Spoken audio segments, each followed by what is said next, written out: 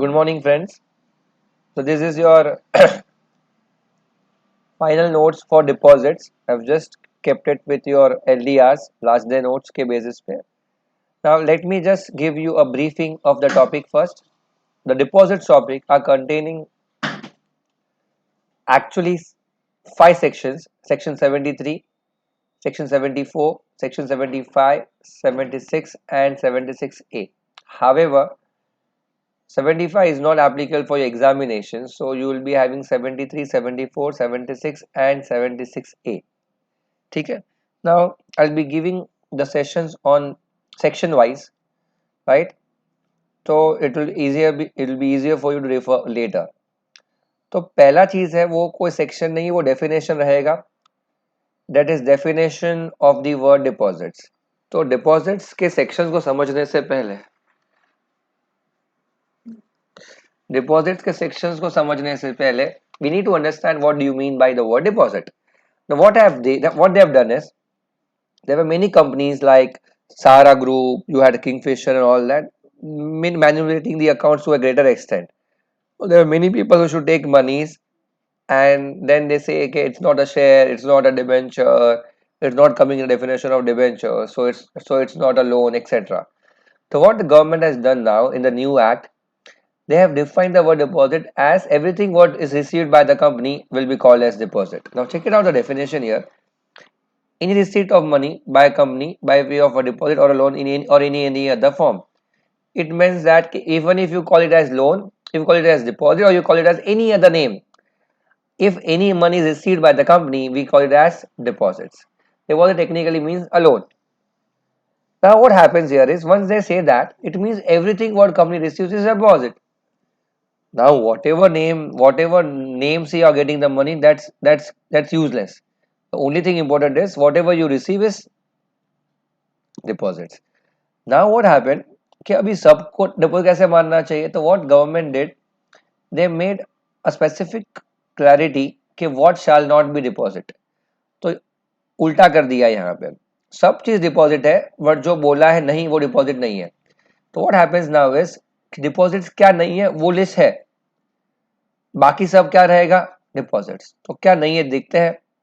अगर आपने पैसा लिया है फ्रॉम गवर्नमेंट, सब्सिडी हो, ग्रांट हो, what ever, right, central government, state government, local authority, statutory bodies setup by parliament, उनसे पैसा आया है तो वो डिपॉजिट नहीं है.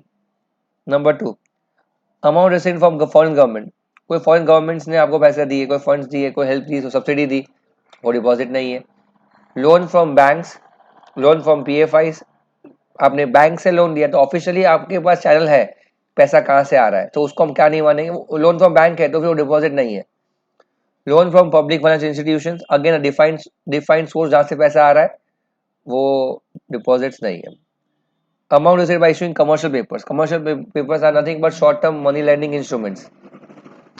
तो short term money landing instruments से जो हमने पैसा रेज किया है वो भी डिफाइंड है, आरबीआई के गाइडलाइंस के हिसाब से हम रेज करते हैं ये पैसा, अगेन डिफाइंड सोर्स है. तो आपको ये समझ में आना चाहिए कि जितने भी डिफाइंड सोर्सेस हैं जिसको हम समझ सकते हैं कि ठीक है यहाँ से पैसा आया वो ठीक है, वो सब डिपॉजिट माने नहीं जाएंगे.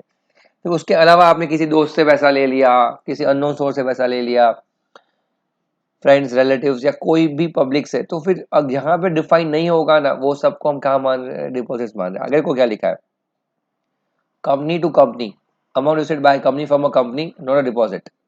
उसके बाद amount received as application money, specified application money not allotted within 60 days shall be repaid back in next 15 days. If they fail then they will be termed as deposits.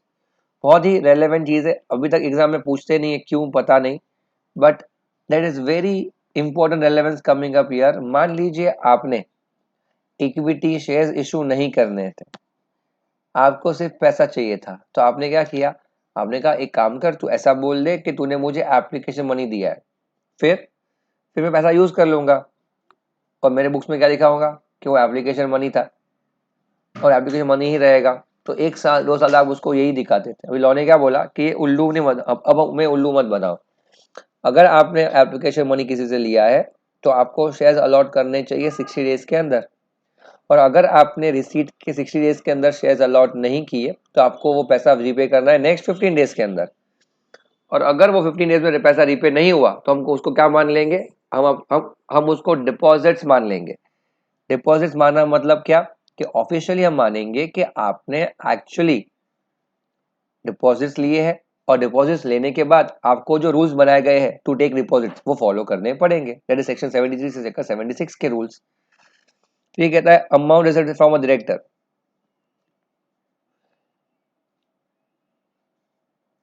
Any amount received from a director by the company is not a deposit. लेकिन अगर अगर वो amount borrow किया गया है, क्या किया गया है, बोरो, मतलब डायरेक्टर ने अमाउंट बोरो किया और बोरो करके कंपनी को दिया, तो फिर वो क्या माना जाएगा, इट विल बी डिपॉजिट्स। मतलब इफ डायरेक्टर अपना खुद का सेविंग्स कंपनी में डालता है तो वो डिपॉजिट नहीं है, बट अगर डायरेक्टर ने खुद लोन लिया और किसको दिया, कंपनी को, इट मीन्स तो यही हो गया कि जो कंपनी डायरेक्टली नहीं कर पाती है वो इनडायरेक्टली हो गया। Company directly can not take a borrowing directly, तो उसको डिपॉजिट माना जाता। अब डायरेक्टर ने क्या किया, खुद लोन लेके कंपनी को दिया, तो ये अलाउड नहीं है। Directors can have their own money deposit in the company, and if they take borrowings and then deposit to company, then that will be called as deposits. So what about relatives? यहाँ पे relatives के लिए भी वही clarity है कि relatives के भी पैसा अगर बोरोइंग लेके दिया तो उसे भी डिपॉजिट माना जाएगा। अब amount raised bye issuing secured debentures, secured debentures को हम डिपॉजिट्स नहीं मानेंगे। सिक्योर्ड डिबेंचर्स को हम डिपॉजिट्स नहीं मानेंगे क्योंकि उसको डिबेंचर्स ही मानेंगे, सिक्योर्ड है डिबेंचर्स। जब हम कभी जॉब ज्वाइन करते हैं ना तो हमें कोई डिपॉजिट पे करनी पड़ती है कंपनी को कि 50,000 रुपया डिपॉजिट है, आप ज्वाइन करो जॉब, बट आपको 50,000 रुपीज डिपॉजिट देनी पड़ेगी एज अ सिक्योरिटी डिपॉजिट। वो डिपॉजिट है as a cover for the employ कि भाई एम्प्लॉय कुछ गलत काम ना कर दे, कोई लॉस ना कर दे, उससे डिपॉजिट माना नहीं जाएगा। Amount held in trust, held in trust का मतलब क्या होता है, कभी कभी कंपनी के पास किसी का पैसा पड़ा होगा, एडवांस पेमेंट आ चुका होगा या फिर किसी इंटरमीडिएटरी का पैसा पड़ा होगा जो उससे सिर्फ संभालने के लिए रखा है अपने पास, ए टू बी देना है पैसा तो वाया कंपनी जा रहा है पैसा, तो any amount held in trust, जैसे मैं एग्जांपल दूं तो पीएफ होता है, पीपीएफ होता है एंड ऑल दैट मनी, तो एम्प्लॉयज कंट्रीब्यूशन होता है, एम्प्लॉयज कंट्रीब्यूशन, तो एम्प्लॉयज कंट्रीब्यूशन जो उनके पास होता है वो उनका नहीं है, वो तो किसका है, एम्प्लॉय का है जो कंट्रीब्यूशन दिया है। What company has to do, they have to pay the same to whom, they have to pay the same money to the authority, that's the pf contribution। जब तक उन्होंने पे नहीं किया वो सब क्या है, अमाउंट हेल्ड इन ट्रस्ट है, तो वो अमाउंट हेल्ड इन ट्रस्ट क्या नहीं है, डिपॉजिट्स नहीं है। नेक्स्ट ये कहता है amount held by, amount received through promoters, company के जो प्रमोटर्स होते हैं that is your share holders, जिनके पास कंट्रोल होता है, मैनेजमेंट में है जिनका कंट्रोल होता है, उसे हम प्रमोटर्स कहते हैं, मतलब big shots of the company. अब अगर उनको कंपनी में लाना पड़ता है कुछ पैसा as unsecured loan in pursuance to what, a stipulation of a lending financial institution, so what does this part mean? This part means a simple stuff कि अगर समझो कि आपको बैंक से लोन चाहिए 100 करोड़ का, कंपनी ने अप्रोच किया बैंक को कि हमें 100 करोड़ का लोन दीजिए। अब कंपनी ने कहा, बैंक ने कहा कि will be giving you loan of ₹100 CR provided your promoters bring 25 CR, provided your promoters bring 25 CR first. इसको कहते हैं in pursuance to a stipulation by any lending institution. उनका स्टिपुलेशन था, उनका कंडीशन था कि हम आपको 100 करोड़ देंगे, आपके प्रमोटर्स को 25 CR देने पड़ेगी। बिकॉज ऑफ दैट प्रमोटर्स कितना लेके आए, 25 करोड़ लेके आए एज अनसिक्योर्ड लोन। तो फिर यहाँ पे लॉ क्या कहता है, in this situation this will be termed as what, promoters ने जो पैसा लाया उसे हम लोग क्या नहीं मानेंगे, we will not count as deposit. Because वो लाने का रीजन क्या था, because the banker said to that कि आपको हम इतना लाएंगे तो आपके प्रमोटर्स को भी पैसा रेज करना पड़ेगा।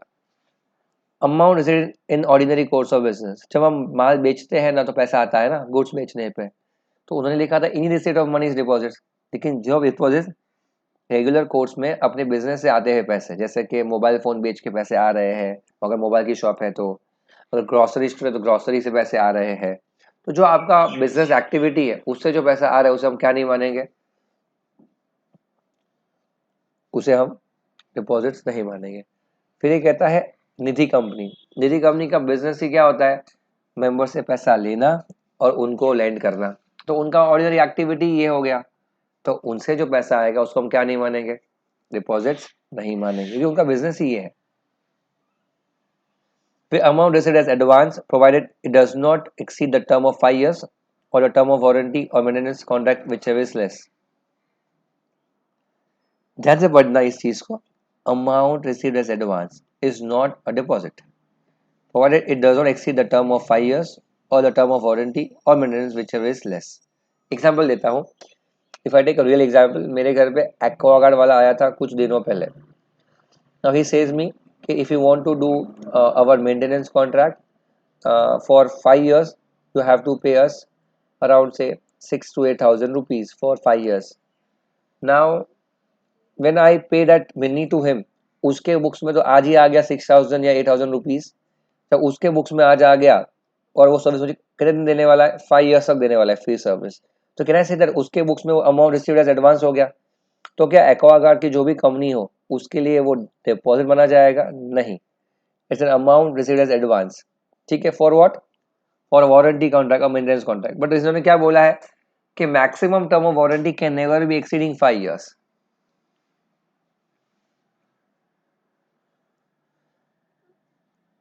मतलब अगर वो उस साल से एक्सीड हो जाएगा और यूटिलाइज नहीं किया तो आप समझ लेना, तो फिर वो डिपॉजिट माना जाएगा।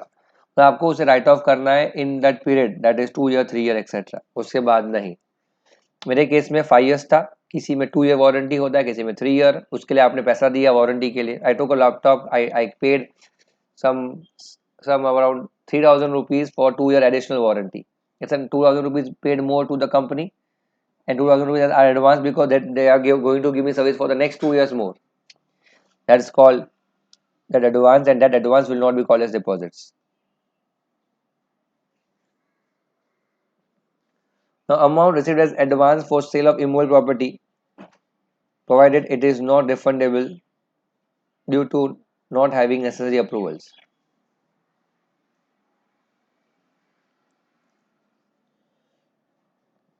Amount received as advance for sale of immovable property, provided it is not refundable due to not having necessary approvals। If I explain you this, be cautious here। It says that आप जानबूझ के सिर्फ पैसा किसी से लेने के लिए आप बताते हो कि मुझे मेरा ये फैक्ट्री बेचना है, बताओ क्या पैसा आएगा। ऐसा क्यों? क्योंकि आपको उस पार्टी से पैसा चाहिए। मैंने कहा कि मुझे ओझा सर मेरी कंपनी में 50 लाख डाल रहे हैं। मेरा सीए बोलता है मुझे कि 50 लाख तो you can't take it from Ojha sir, it will call deposits where many rules to be complied with. तो मैंने दिखाया, एक काम करते हैं, मैं ऐसा दिखा देता हूँ बुक्स के अंदर कि ओझा सर मेरा फैक्ट्री खरीद रहे हैं, उसके लिए सर एडवांस दे रहे हैं 50 लाख रुपए का, मेरा फैक्ट्री 10 करोड़ का है, ठीक है। तो ओझा सर 50 लाख रुपए आ गए as advance to sale of property. उसके बाद मैंने क्या किया, जितना टाइम मुझे रखना था उतना मैंने पैसा रखा, और फिर जैसे ही मुझे पैसा मिल गया मेरा, मैंने कहा कि भाई डील इज कैंसिल्ड, क्योंकि मुझे अभी नहीं बेचना है, और मैंने वो सर को पैसा वापस कर दिया। जेन्युइनली देखो तो मुझे प्रॉपर्टी बेचना ही नहीं था, मुझे सिर्फ टेम्पररी सर से पैसा लेना था, जो मैं ले पाता नहीं था नॉर्मली, क्योंकि डिपॉजिट माना जाता। तो मैंने कैसे लिया कि मैंने प्रॉपर्टी बेचा है, एडवांस लिया, फिर वापस बोल दिया कैंसिल, रिफंड कर दिया। लॉ बोलता है any amount received as advance for sale of property will be not termed as deposits provided it is not refundable due to not having necessary approvals। अब ये कहता है कि अगर आप ये बहाना निकालो कि हमें अप्रूवल नहीं मिला हमारे बोर्ड का, हमें ये अप्रूवल नहीं मिला, वो अप्रूवल नहीं मिला, हमें हमारे बीएमसी का या उसका कोई एनओसी लेटर नहीं मिला, सोसाइटी का लेटर नहीं मिला, ऐसा कोई भी रीज़न आप बताओ और बोलो कि अगर हमें ये अप्रूवल नहीं मिला है तो हम रिफंड कर रहे हैं। तो बोला कि in that kind of a situation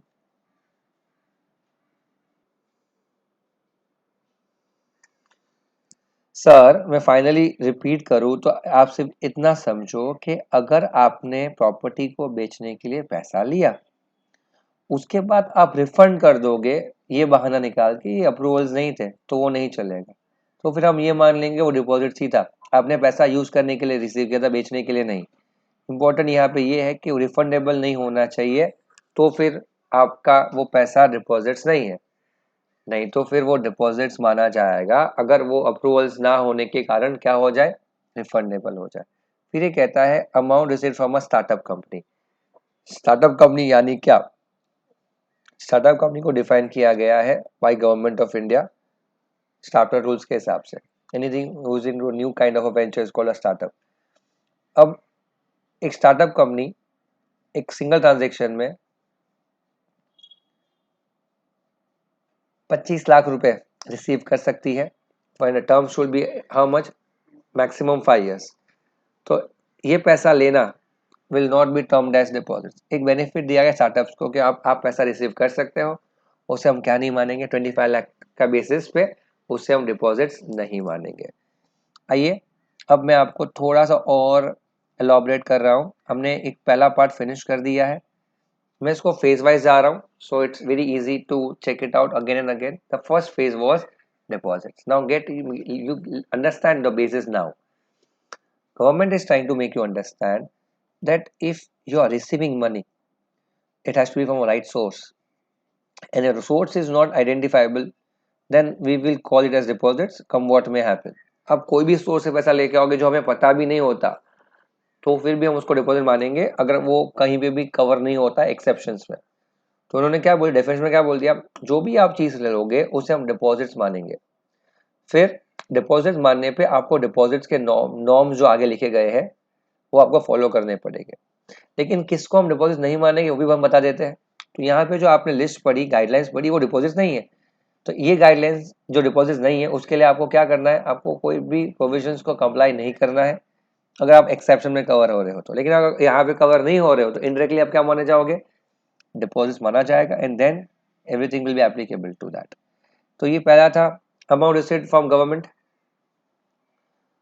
state government, central government, foreign government, bank, PFI, commercial papers, another company, application money, refundable, allot नहीं हुआ है, repay भी नहीं हुआ है तो उसको डिपॉजिट माना जाएगा। रिसीव फ्रॉम डायरेक्टर और रिलेटिव, प्रोवाइडेड वो लोग ने वो भी नहीं है लेकिन अगर उन्होंने बोरोइंग किया कहीं और से और आपको दिए तो वो डिपॉजिट माना जाएगा।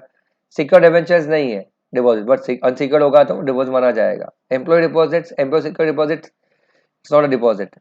Amount held in trust, received from promoters by way of unsecured loan in pursuance of what? Stipulation to a bank। जैसे था ना 100 करोड़ का लोन हम देंगे, आप 25 से खुद डालो। ऑर्डिनरी एक्टिविटीज में आपने जो माल बेचा, गुड्स बेचा, उसके लिए जो पैसा आएगा वो नहीं है। निजी कंपनी एक्सेप्ट करे वो भी डिपॉजिट नहीं है। और यहाँ पे हमने देखा कि वारंटी के जो पैसे एडवांस में आते हैं वो भी डिपॉजिट माने नहीं जाएंगे। Maximum term is 5 years। And properties जो सेल के नाम पे आपने पैसे जमा किए एज एडवांस, अगर वो रिफंडेबल नहीं है ड्यू टू नॉन अप्रूवल्स तो वो भी डिपॉजिट नहीं है। अगर वो रिफंडेबल हो जाते हैं without because of not having approvals तो वो भी डिपॉजिट माना जाएगा। स्टार्टअप के लिए 5 लाख का अमाउंट बोला है, टर्म बोला है 5 years। ये हो गया आपका फर्स्ट फेज। अभी तक एग्जाम में, अभी तक के एग्जाम में इसे पूछा नहीं गया है, तो आप लोगों को ये सब चीज़ें को 2 बार देख रहे हैं, and that's how you have to proceed further. ठीक है।